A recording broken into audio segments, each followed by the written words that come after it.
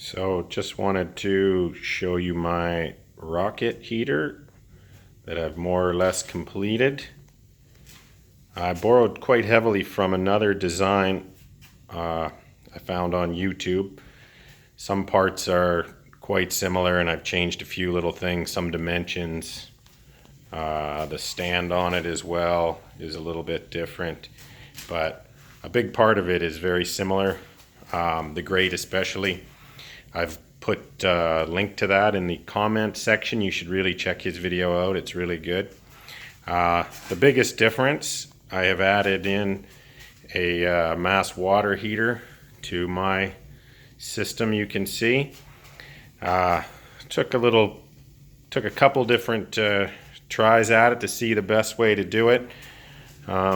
This was the original idea. I built this metal tube, and it was going to have the water in it, and I placed that in between the vertical stacks on the stove there.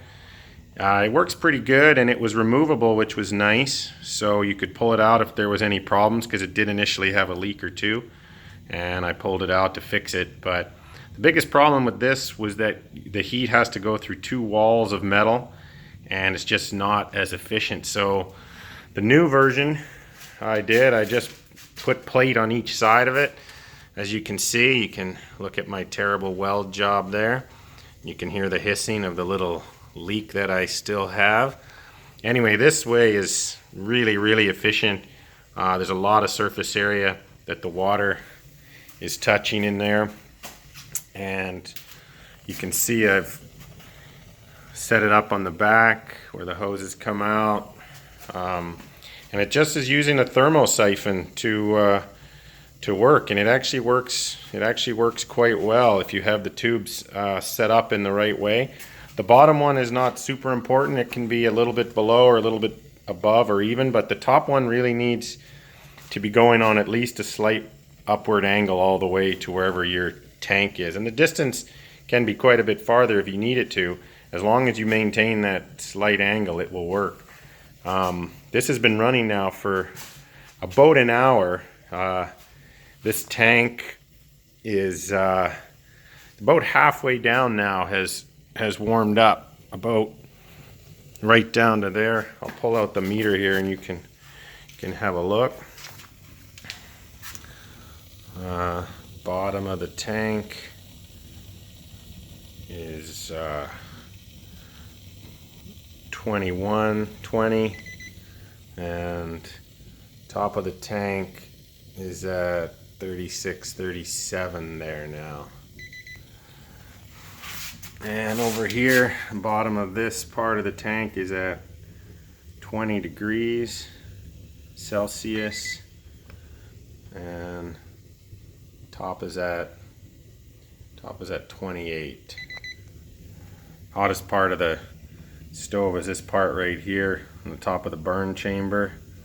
It's 300 and some odd degrees, varies a little bit, but super hot. Put a little tap in there so I can drain it when I need to. That was a big problem in the first designs, and I got a tap over on this one as well to drain the big tank if I need to. Down the road, I think I will, if this works as well as it's working right now, I might plumb some additional hot water things in to use this hot water perhaps in the house somewhere. Right now it's just heating my garage, which it works really well for that, better than the original little fireplace that I had in here.